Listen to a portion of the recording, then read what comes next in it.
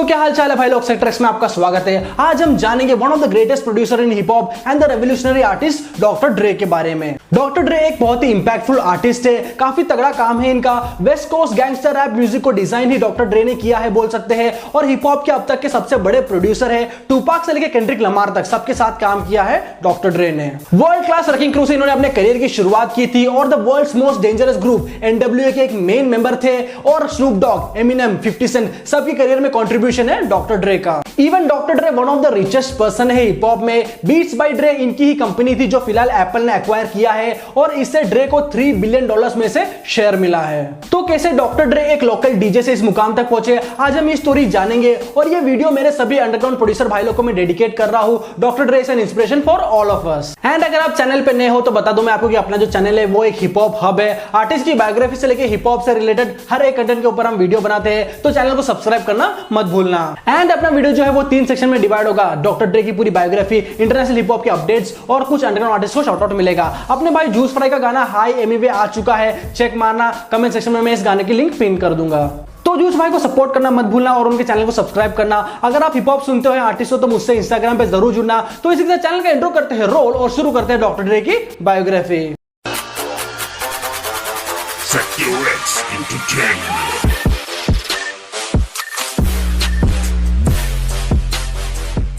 Doctor Dre, जिनका असली नाम है एंड्रे रोमेल यंग, इनका जन्म हुआ था 18 फरवरी 1965 कॉम्पटन कैलिफोर्निया में। और कॉम्पटन सिटी एक बहुत इंपॉर्टेंट रोल प्ले करती है वेस्ट कोस्ट म्यूजिक में। अपने east side versus west side वाले वीडियो में ये चीज एक्सप्लेन किया है, चेक मारना। डॉक्टर ड्रे के मॉम डैड भी एक टाइम पे एस्पायरिंग म्यूजिशियन थे, पर उनका म्यूजिक करियर ऐसे आगे नहीं बढ़ा। ड्रे जब 3 साल के थे तो उनके पेरेंट्स अलग हो गए थे, एंड ड्रे की मॉम ने दूसरी शादी कर ली थी, जिससे ड्रे को 3 स्टेप सिबलिंग्स हुए थे। बचपन से ही डॉक्टर ड्रे को म्यूजिक में काफी इंटरेस्ट था, और 4 साल की उम्र से ही वो घर के म्यूजिक प्लेयर में लगे रहते थे। उस टाइम म्यूजिक सिस्टम अलग हुआ करते थे, आज की तरह तब फोन वगैरह नहीं थे। डॉक्टर ड्रे बचपन में ज्यादातर अपनी ग्रैंडमदर के साथ रहते थे, और कॉम्पटन जैसी जगह में रहना उस दौरान काफी मुश्किल था, क्योंकि गैंग वायलेंस और पुलिस हरासमेंट बहुत ज्यादा था कॉम्पटन में तब। डॉक्टर ड्रे ने कई बार अपना स्कूल चेंज किया है। कॉम्पटन हाई स्कूल से लेके वो फ्रीमाउंट हाई स्कूल आ गए थे, जो कि साउथ सेंट्रल लॉस एंजलिस में है। अपनी टीनेज आते आते ड्रे को म्यूजिक से काफी लगाव हो गया था, बट ड्रे ने कभी म्यूजिक में अपना करियर बनाने का नहीं सोचा था। तब ड्रे को तब एक पायलट बनना था उस टाइम पे। 1984 में ड्रे के पैशन को देखकर म्यूजिक से उनकी मॉम ने उन्हें एक म्यूजिक मिक्सर गिफ्ट किया क्रिसमस पर, और वहां से उनकी पूरी लाइफ चेंज हो गई। वो उसके बाद दिन भर उसी म्यूजिक मिक्सर में लगे रहते थे, क्योंकि उस टाइम पे FL स्टूडियो या गैरेज बैंड वगैरह नहीं था, सब मैनुअली करना पड़ता था। ड्रे ने अपने रूम को धीरे धीरे एक होम स्टूडियो बना लिया था। उनकी स्किल्स भी धीरे धीरे निखरने लगी, और वो लोकली एक अच्छे डीजे के तौर से जाने जाने लगे। और ये वो दौर था जब हिप हॉप तेजी से ग्रो हो रहा था US में। फिर आगे चल के उन्होंने अपना स्टेज नेम डॉक्टर ड्रे रखा, जो कि एक बास्केटबॉल प्लेयर डॉक्टर जे से इंस्पायर था। एंड डॉक्टर मींस वो इलाज करने वाला नहीं, किसी चीज में जो मास्टर होता है उसे भी डॉक्टर बोलते हैं। एंड अकॉर्डिंग टू ड्रे वो म्यूजिक मिक्सिंग में मास्टर थे, सो इसलिए उन्होंने अपने नाम के आगे डॉक्टर लगाया, और वो डीजेइंग भी डॉक्टर वाले ड्रेसअप में करते थे। और फिर उनके फ्रेंड डीजे येला के साथ मिलके दोनों बहुत सारे अलग अलग कॉम्पटन के क्लब्स में डीजेइंग करते थे। आगे चल के दोनों एक म्यूजिक ग्रुप में ज्वाइन हुए, जिसका नाम था वर्ल्ड क्लास रैकिंग क्रू, जो लोकली काफी फेमस हुए थे। और इस क्रू के लीडर थे अलोन्सो, जिनका खुद का नाइट क्लब था। वो हमेशा स्लो एंड रोमांटिक गानों में इंटरेस्टेड थे, बट ड्रे का टेस्ट हमेशा से रियलिटी रैप में था। और तब तक US में रैप एकदम मोमेंटम पकड़ चुका था। ड्रे की मॉम उन्हें जॉब के लिए बोलती थी हमेशा, बट वो म्यूजिक में अपना करियर बनाना चाहते थे।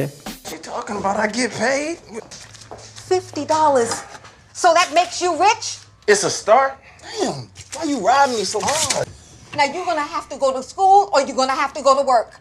Now I don't even care if you are a और अपनी मॉम से बहस वगैरह होने के कारण उन्हें घर छोड़ना पड़ा, और वो सर जिंक्स के घर पे रहते थे अपनी गर्लफ्रेंड के साथ। और वहां वो आइस क्यूब से मिले, जो सर जिंक्स के दोस्त थे। एंड उस time ice cube high school में ही थे। तब आइस क्यूब एक न्यू अंडरग्राउंड रैपर थे उस टाइम पे, एंड डॉक्टर ड्रे के साथ क्लब्स वगैरह जाते थे ताकि वो अपने रैप्स वगैरह परफॉर्म कर पाए। एलोन्सो, जो वर्ल्ड क्लास रैकिंग क्रू के हेड थे, उनके ही क्लब में यूजुअली ड्रे और आइस क्यूब वगैरह गैंगस्टर रैप परफॉर्म करते थे, एंड एलोन्सो इसके सख्त खिलाफ थे। वही क्लब में एरिक राइट नाम का एक बंदा आता था, जी हाँ, the godfather of gangster rap, Eazy E. तब इजी-ई रैप नहीं करते थे, वो सिर्फ एक ड्रग डीलर थे एंड म्यूजिक बिजनेस चालू करना चाहते थे। और इस तरह डॉक्टर ड्रे से हाई हेलो थी इजी-ई की, एंड काफी बार दोनों ने रिकॉर्ड लेबल शुरू करने का सोचा भी है साथ में। एक बार डॉक्टर ड्रे को पुलिस ने पार्किंग टिकट ना भरने के कारण अरेस्ट किया, एंड उस केस से उन्हें बेल पे इजी-ई ने निकाला। एंड वही पुलिस स्टेशन के बाहर दोनों ने ये रिकॉर्ड लेबल स्टार्ट करने का सोचा और इस बारे में बात की, और इजी-ई ड्रग डीलिंग वगैरह छोड़ के म्यूजिक बिजनेस में आना ही चाहते थे। और इस तरह से चालू होता है Ruthless Records. Start a label or something, man. A label. What would you call a record label like that? Ruthless. Ruthless. It's like these fucking police, nigga. Get the fuck from और Eazy की biography हमने cover किया है, check मारना, link मैं description में डाल दूंगा। फिर Ruthless Records के अंडर में NWA का गठन होता है, जिसमें Eazy-E, Dr. Dre, Ice Cube, MC Ren and DJ Yella जैसे बेहतरीन आर्टिस्ट होते हैं ऑफिशियली। और रैप वर्ल्ड में एक लेजेंडरी ग्रुप बना NWA, एंड उस टाइम पे NWA ने अमेरिकन म्यूजिक इंडस्ट्री में एक रेवोल्यूशन क्रिएट कर दिया। And Dr. Dre ने बहुत सारे गाने, या यूं कह सकते हैं कि NWA के ऑलमोस्ट सारे गाने प्रोड्यूस किए थे Dr. Dre ने। Every project we had some kind of little argument. Meanwhile Compton के गैंग वायलेंस में डॉक्टर ड्रे ने अपने छोटे भाई टायरीस को खो दिया, और वो काफी लो टाइम था डॉक्टर ड्रे के लिए, क्योंकि वो उनके भाई से बहुत ज्यादा कनेक्टेड थे। लेकिन Eazy और बाकी टीम मेंबर्स ने ड्रे को इमोशनली सपोर्ट किया, और इस तरह वो आगे बढ़े। Tyreek gonna always be with you, no matter what. Yeah, right. That's right. Yeah, for real, man. And we always gonna be with you. Hell yeah, damn. We always go. Straight outta Compton जैसे superhit albums वगैरह निकाला था NWA ने। Even F the police गाने के लिए उन्हें FBI से वार्निंग लेटर भी इशू हुआ था, और ये सब गानों में डॉक्टर ड्रे का बहुत बड़ा हाथ था प्रोडक्शन में। इन सब सक्सेस और कंट्रोवर्सी के बाद भी डॉक्टर ड्रे को रूथलेस रिकॉर्ड्स सही से पे नहीं कर रही थी। NWA के मैनेजर जेरी हेलर काफी पॉलिटिक्स करते थे, और हर चीज में वो Eazy-E को आगे रखते थे। आइस क्यूब ये बात सबसे पहले समझे ग्रुप में कि किसी भी मेंबर को उनके हिस्से का पेमेंट नहीं मिल रहा है, एंड उन्होंने कॉन्ट्रैक्ट साइन नहीं किया और उन्होंने ग्रुप छोड़ दिया। आइस क्यूब ने बहुत सारे गाने लिखे थे NWA के लिए, जिसके लिए कभी भी पे नहीं किया था Eazy के लेबल रूथलेस रिकॉर्ड्स ने। फिर उसके बाद काफी डिस वगैरह भी निकाला था आइस क्यूब ने NWA के ऊपर। देन फिर डॉक्टर ड्रे भी समझ गए ये नाइंसाफी, पर तब तक बहुत देर हो चुकी थी, और वो ऑलरेडी कॉन्ट्रैक्ट साइन कर चुके थे रूथलेस रिकॉर्ड्स के साथ। डॉक्टर ड्रे के फ्रेंड DOC ने डॉक्टर ड्रे को शुग नाइट से मिलाया, जो कि एक गैंगस्टर थे म्यूजिक बिजनेस में, एंड शुग नाइट की बायोग्राफी से आप समझ सकते हो कि वो कितने डेंजर थे। शुग नाइट ब्लड गैंग से बिलोंग करते थे, एंड वो और उनकी गैंग ने एक दिन Eazy को स्टूडियो में अकेले बुलाया एंड मारा Eazy को, एंड जबरदस्ती Eazy से साइन करवाया डॉक्टर ड्रे को रूथलेस रिकॉर्ड से रिलीज करने के डॉक्यूमेंट में।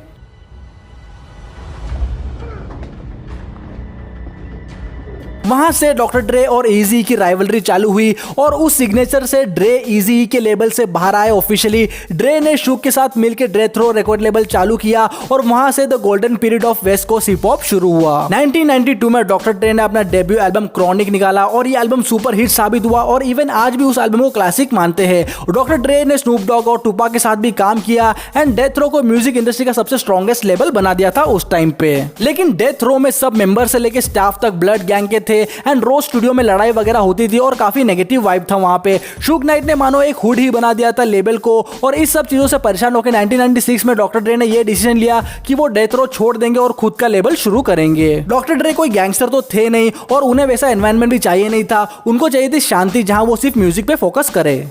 I'm out of death row. Dr. Dre and Death Row one and the same. You just can't up and leave. So what you gonna call that bullshit? Aftermath. और मार्च 1996 में doctor Dre ने अपना label aftermath entertainment शुरू किया, और ये वो दौर वापस से स्ट्रगल का था डॉक्टर ड्रे के लिए। खुद जब वो डेथ रो से अलग हुए तब कुछ भी नहीं था उनके पास, और सारे सॉन्ग्स के राइट्स वगैरह शुग के पास थे, और उनकी नई नई शादी भी हुई थी 96 में निकोल से। बट जैसे तैसे यूनिवर्सल के साथ डील में आफ्टरमैथ शुरू किया, और पहला रिलीज जो था वो लेबल के नाम पे ही था, जो था doctor Dre presents the aftermath, और उन्होंने द फर्म नास के ग्रुप वगैरह साथ भी काम किया, बट ये कुछ खास चल नहीं रहा था, और डॉक्टर ड्रे के लिए ये काफी लो टाइम था। डॉक्टर ड्रे कोई नए आर्टिस्ट ढूंढ रहे थे जिनके साथ वो काम करे, एंड एक दिन जिमी आइविन जो इंटरस्कोप रिकॉर्ड्स के को फाउंडर है और डॉक्टर ड्रे के फ्रेंड भी, वो लोग हमेशा कैसेट टेप और डेमो टेप्स वगैरह सुनते थे नए आर्टिस्ट की, और ये वो दौर था जब यूट्यूब वगैरह इतना नहीं था। एंड जिमी ने एक कैसेट निकाला एंड प्ले किया, एंड डॉक्टर ड्रे हैरान हो गए कि ये कौन है बंदा। जिमी के ऑफिस में एक स्टाफ ने उन्हें ये कैसेट दिया था, और इस तरह ये ड्रे तक जा पहुंचा, और एमिनम से मिलने से पहले तक डॉक्टर ड्रे को ये मालूम नहीं था कि एमिनम एक वाइट रैपर है। देन डॉक्टर ड्रे ने साइन कर लिया एमिनम को अपने लेबल आफ्टरमैथ में, और वहां से पूरा गेम चेंज हो गया। डॉक्टर ड्रे वापस मोटिवेटेड हो गए थे, बिकॉज़ एम के स्किल्स के अकॉर्डिंग उन्हें म्यूजिक बनाना था, और ये काफी एक्साइटिंग भी था उनके लिए। मीनवाइल ये लोगों ने सबसे पहले डॉक्टर ड्रे के एल्बम 2001 पे काम किया, जो रिलीज हुआ था 1999 में, और ये एल्बम में काफी हिट गाने थे like still Dre, the next episode, what's the difference etcetera. अगर आप एक अपकमिंग अंडरग्राउंड रैपर या प्रोड्यूसर हो तो 2001 एल्बम पूरा सुनना आपके लिए एक अच्छा स्टडी मटेरियल है ये। इस एल्बम को one of the greatest rap album of all time माना जाता है। इसके बाद डॉक्टर ड्रे ने एमिनेम के एल्बम पे काम किया और काफी हिट काम था ये, एंड ये डिटेल्स में एमिनेम की लाइफ स्टोरी में कवर करूंगा। एमिनेम को डॉक्टर ड्रे ने चांस दिया और यही नहीं, उन दोनों की बॉन्डिंग भी काफी अच्छी है। यूजुअली ऐसे दो क्रिएटिव जीनियस की लड़ाई हो जाती है एक टाइम के बाद, लेकिन आज भी इन दोनों का बॉन्डिंग एकदम बरकरार है। एमिनेम हमेशा से ही डॉक्टर ड्रे के प्रति रेस्पेक्टफुल रहे हैं। First of all, I want to thank Dr. Dre. Dr. Dre, of course, once again, thank you, sir. उसके बाद अर्ली 2000s में और भी आर्टिस्ट ऐड किए डॉक्टर ड्रे ने अपने लेबल में, जो कि हिप हॉप के लेजेंड्स बने आगे चल के, जैसे 50 सेंट, द गेम एक्सेट्रा, और उसके बाद केंड्रिक लमार भी। म्यूजिक में ही नहीं, इवन डॉक्टर ड्रे ने मूवीज में भी काम किया है।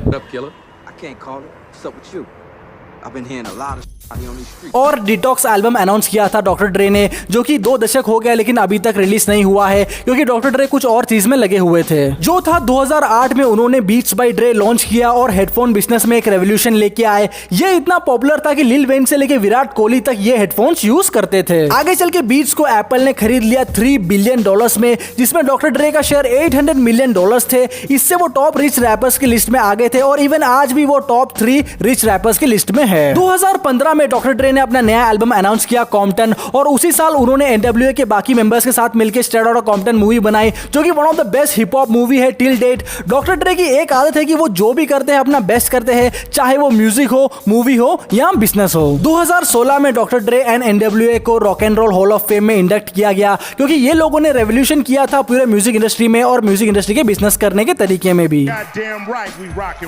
एंड अभी डॉक्टर ड्रे का थोड़ा बैड टाइम चल रहा है, बिकॉज़ रिसेंटली उनका डिवोर्स हुआ है निकोल से, एंड उनको कुछ हेल्थ इश्यूज भी हुआ है, बट फिलहाल वो वेल एंड गुड है। बट होपफुली वो डिटॉक्स एल्बम जल्दी निकाल दे। Wishing more success to the one and only doctor Dre. तो ये थी डॉक्टर ड्रे की कहानी। अब मैं जल्दी से आपको कुछ इंटरनेशनल हिप हॉप के अपडेट्स दे देता हूं। इंडियन रेड बॉय की गोली मारकर हत्या कर दी, वो भी जब वो इंस्टा पे लाइव थे तब। रिसेंटली इंडियन रेड बॉय ने निप्सी हसल को डिसरेस्पेक्ट किया था, और Indian red boy blood gang से है और निप्सी क्रिप से। तो अभी स्पेकुलेशन यही है कि क्रिप गैंग ने ही बदला लिया है। लेट्स सी आगे जो भी न्यूज आएगी इस चीज में मैं आपको अपडेट कर दूंगा। Rest in peace to Indian red boy. और पॉप स्मोक का नया एल्बम जो उनके डेथ के पहले रिकॉर्ड किया गया था वो रिलीज होने वाला है इस फ्राइडे को। तो गाइस अब बारी है शाउट आउट की। तो आज का शाउट आउट जाता है जूस फ्राई को। खोस रिसेंटली उन्होंने अपना गाना हाई एमीवे निकाला है और काफी कंट्रोवर्सी चली है इसके ऊपर। आप लोग जाके चेक मारना ये गाना और अपना ओपिनियन कमेंट सेक्शन में बताना। और काफी लोगों ने टारगेट किया है जूस फ्राई को इस गाने के लिए। और अगर आप हिप हॉप सुनते हो या आर्टिस्ट हो तो मुझसे इंस्टाग्राम पे जरूर जुड़ना। तो भाई लोग मिलते हैं अगले वीडियो में, यानी एमिनेम वाले वीडियो में। तब तक के लिए अपना ख्याल रखना, अपने घर वालों का ख्याल रखना, इंटरनेशनल आर्टिस्ट को सुनना और अपने लोकल आर्टिस्ट को सपोर्ट करना। Bye bye,